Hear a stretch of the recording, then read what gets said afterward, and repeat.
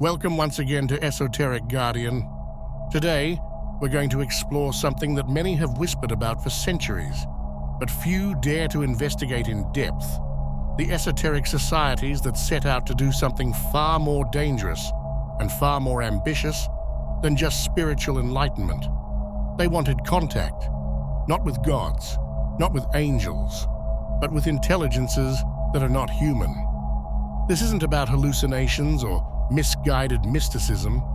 These were real, organized groups in different eras and across different cultures who developed precise rituals, encoded sacred texts, and invoked names that predate history, all to open a channel, to speak with something from beyond. Some called them demons, others gods. Others believed they came from the stars. But all of them agreed on one thing: these beings were not of this world, and those who managed to reach them were never the same again. In today's video, we'll uncover 5 esoteric societies that attempted the unthinkable, making contact with non-human intelligences, their names, their methods, and the consequences that followed. Because once you know this story, you'll never look at the stars or the dark the same way again. In the heart of Victorian England, a time obsessed with seances, mysticism, and secret brotherhoods, emerged one of the most influential and enigmatic occult societies of the modern age, the Hermetic Order of the Golden Dawn. Founded in the late 19th century by a trio of Freemasons, the Golden Dawn claimed to teach ceremonial magic, astrology, and the sacred geometry of the Tree of Life. But beneath this intellectual veneer lay a far more dangerous ambition: to establish contact with non-human intelligences, entities that, according to their doctrine, existed outside the bounds of ordinary reality. Publicly, the Golden Dawn spoke of the secret chiefs, immortal beings said to guide the evolution of humanity from hidden dimensions. These were not allegories. To the highest initiates, they were real. And it was one of those initiates, the infamous Aleister Crowley, who would attempt to pierce the veil. In 1904, during a retreat in Cairo, Crowley conducted a ritual unlike any other. Over 3 consecutive days, he claimed to have received direct dictation from a presence not of this earth. It called itself Aiwass, not an angel, not a demon, not a god, but an intelligence that seemed to exist beyond space, time, and language. A consciousness that communicated not through speech, but through a kind of psychic transmission that bypassed the human mind entirely. Aiwass presented itself not as a moral guide, but as a messenger, a herald for a cosmic force Crowley called Hadit. In esoteric circles, Hadit represents the fiery core of individual will. But many have speculated that Hadit was not a metaphor, but a veiled reference to an interdimensional source, something alien to this reality, yet deeply involved in its structure. The message Aiwass delivered was not comforting. It was radical, violent, and transformative. Do what thou wilt shall be the whole of the law. These were the opening lines of the Book of the Law, a text Aiwass allegedly dictated to Crowley, and a book that would become the cornerstone of his new religious system, Thelema. But what was Aiwass really? Crowley swore until his death that it was not a figment of his imagination. He described it as an independent intelligence with its own will and perspective, a being with knowledge and language far beyond his own. Later occultists, like Kenneth Grant, would claim that Aiwass was part of a race of ultra-terrestrial intelligences, watchers that exist beyond time, occasionally communicating with chosen individuals to alter the course of human evolution. The rituals that enabled this contact were not accessible to just anyone. Only initiates of the highest grades could even attempt such operations. They involved astral projection, symbolic visualization, and invocation of forgotten names. Techniques meant to shift consciousness and open a channel. And once the channel was open, something always came through. Crowley's contact with Aiwass was not the end. It was the beginning. He would later describe interactions with other beings, including Lam, an entity he drew in chilling detail that bore an uncanny resemblance to the modern depiction of a grey alien. Whether Aiwass was a god, a demon, or an extraterrestrial is ultimately irrelevant. What matters is that a door was opened and something answered. But the story of Crowley and Aiwass didn't end with the Golden Dawn. In fact, it was only the beginning. Because after breaking away from his former order, Aleister Crowley founded a new society, one that would focus not on tradition or symbolic ritual, but on direct contact with the unknown. After parting ways with the Golden Dawn, Aleister Crowley founded a new esoteric order with a very different focus. Its name was Argenteum Astrum, or the Silver Star, known more commonly as the AA. Unlike traditional occult groups, this order wasn't based on heritage or ceremonial tradition. It was structured as a step-by-step system meant to guide initiates toward one goal: establishing contact with an external, non-human intelligence. The process involved strict spiritual training, rituals, astral projection, meditation, symbolic study, and deep psychological work. Its core objective was to achieve what Crowley called knowledge and conversation with the holy guardian angel. But this being, despite the name, was not angelic in the Christian sense. It was described as a separate entity, autonomous, intelligent, and capable of influencing reality. Something that could be reached only after breaking the ego and crossing the limits of ordinary consciousness. Crowley believed he had made this contact himself in 1904 with an entity called Aiwass, a voice that dictated the Book of the Law. He never claimed it was part of his imagination. In fact, he insisted it was something other, possibly interdimensional or even extraterrestrial. This being became the foundation of his entire spiritual system. Years later, during a ritual known as the Amalantra working, he encountered another entity, Lam. Crowley even drew it. The image is unmistakable, a being with a large bald head, thin features, and black, almond-shaped eyes. To modern eyes, it looks eerily similar to the classic grey alien. But this was in 1918, long before the UFO phenomenon entered the public imagination. He described Lam as a silent observer, a presence that emerged during altered states, like a gatekeeper between dimensions. This order wasn't just about spiritual growth. It was a tool to shift human consciousness towards something foreign, a kind of communication channel built through ritual discipline and mental preparation. Crowley warned that the process wasn't safe. Contact could bring confusion, obsession, even mental collapse. The forces involved weren't symbolic. They were real, or at least real enough to affect the human mind and spirit. To this day, branches of the order still exist, and practitioners continue using Crowley's methods. Because if contact really happened once, then maybe it can happen again. In the mid-20th century, far from the dusty grimoires and secret lodges of Europe, a new kind of esoteric experiment was taking place. One that replaced incense and ritual robes with tape recorders, EEG monitors, and psychic laboratories.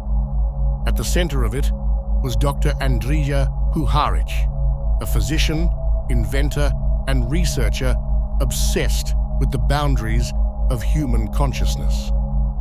But what he would eventually uncover, or invite, went far beyond parapsychology. Working from a secluded estate-turned-laboratory known as Lab 9, Puharich assembled a team of military officers, scientists, and psychics to explore altered states of awareness. Using trance techniques and experimental equipment, his goal was to make contact with something beyond the mind, and according to him, they succeeded. What answered back was a collective intelligence calling itself the Nine. They did not identify as spirits, demons, or extraterrestrials in the conventional sense. They described themselves as cosmic overseers, eternal intelligences assigned to guide the spiritual evolution of humanity. Each of them represented a force or aspect of universal order, and together they claimed to have influenced the course of human history, including ancient Egypt, where they said they were once worshipped as gods. The Nine communicated through trance mediums, channelers who would enter deep, altered states and speak on behalf of the group. The voice that came through was cold, clinical, and precise. It claimed that the human species was at a crossroads and that contact with the Nine would help unlock the next phase of consciousness. What's especially striking is who got involved. One of the attendees of the early sessions was none other than Gene Roddenberry, the creator of Star Trek. According to transcripts, Roddenberry was fascinated by the concept of a galactic council of intelligences, and some researchers believe elements of Star Trek, such as the United Federation of Planets, were inspired by his time at Lab 9. But Roddenberry wasn't alone. Other participants included high-ranking military officials, intelligence consultants, and influential thinkers in the fields of remote viewing and psychic warfare. Some of them believed the Nine were extraterrestrials. Others thought they were interdimensional entities operating outside of time. But all agreed on one thing: the communications were not human. The Nine gave instructions. They warned of future upheavals. They described themselves as part of a universal system of balance and oversight. They also expressed interest in certain bloodlines, psychic abilities, and even ancient DNA patterns, implying that humanity itself was a kind of ongoing experiment. Unlike Crowley's rituals or secret initiations, Lab 9 operated more like a covert psychological operation, combining mysticism with science. But the end goal was the same: contact. And in this case, it came not through magic, but through technology-enhanced trance, guided by people in lab coats. To this day, the true nature of the Nine remains a mystery. Were they cosmic intelligences, government psychological constructs, or something in between? Whatever the answer, one thing is clear: someone or something was speaking, and some of the most influential minds of the 20th century were listening. Not all esoteric societies hide in the shadows. Some operate in plain sight, with websites, conferences, and public statements, yet behind their openness lies a worldview as strange and radical as any secret order. One of the most controversial examples is the Raelian Movement, founded in 1974 by a French journalist named Claude Vorilhon, who would later adopt the name Rael. According to Rael, everything began when he was allegedly abducted by extraterrestrial beings during a trip near a volcanic site in France. These beings introduced themselves as the Elohim, a term taken directly from the Hebrew Bible. But their message turned traditional religious belief on its head. The Elohim claimed that they were the actual creators of humanity, not gods, but advanced scientists from another planet. They explained that all life on Earth was the result of genetic engineering, and that every major prophet, from Moses to Jesus to Muhammad, had been chosen and guided by them as part of a long-term program to elevate human consciousness. Rael said he was given this information to prepare humanity for their return. Since then, the movement has grown into a structured organization with members across the world, combining science fiction, esoteric symbolism, and what they call alien gnosis. Among their core practices is the cellular transmission ritual, in which a member's genetic code is symbolically registered with the Elohim. This rite is considered essential for those who wish to be resurrected or cloned in a future paradise on the Elohim's planet. They also hold regular gatherings where participants meditate, prepare spiritually, and discuss the upcoming arrival of their creators, which they believe will happen once humanity is ready. What makes the Raelian movement particularly unique is its merging of spirituality with biotechnology. They openly support human cloning, artificial intelligence, and transhumanist ideals.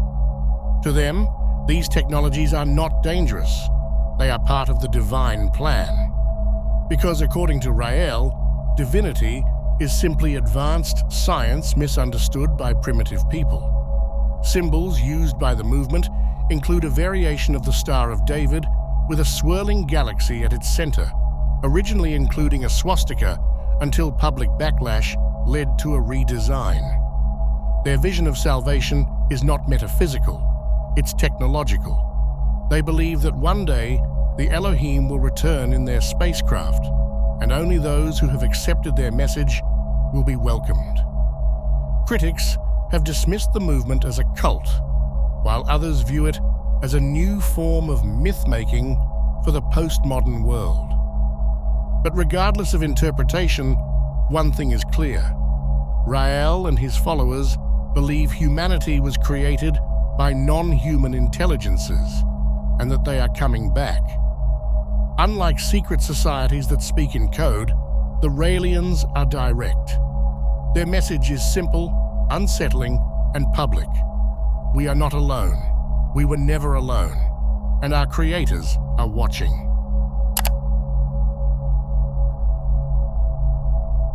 Most people think of the Illuminati as a conspiracy theory, a secret group controlling governments, banks, and media. But in serious esoteric circles, there's a different story. One that's far less known and much more disturbing. It's said that certain occult orders, including the Illuminati and inner branches of Freemasonry and Rosicrucianism, weren't just interested in power. They were trying to make contact, not with gods or angels, but with non-human intelligences that exist beyond our reality. According to various esoteric sources and marginal historical accounts, these groups believed that there are entities outside of our physical dimension, not necessarily demons or aliens in the science fiction sense, but conscious beings from higher planes, whose minds and structures operate in ways we can't fully understand. And they believed it was possible to reach them. To do so, they used precise methods, sacred geometry, numerology, symbolic architecture, and carefully timed rituals. The goal wasn't worship, it was communication. They believed that by aligning certain symbols, numbers, and rituals, especially in specific locations or buildings, they could open temporary windows to reach these entities. Some of these practices were rooted in ancient mystery traditions, while others evolved through secret experimentation during the Renaissance and Enlightenment periods. The beings they tried to contact were known by different names: the Invisibles, the Watchers, the Architects. But what they had in common was this: they were not human, and their presence often changed those who encountered them. Unlike other esoteric groups that sought spiritual wisdom or enlightenment, these societies were allegedly trying to collaborate with these forces, not out of faith, but out of strategy. They believed these entities were already influencing human history, wars, empires, scientific breakthroughs, and that by aligning with them, they could receive guidance, power, and knowledge beyond anything available to the masses.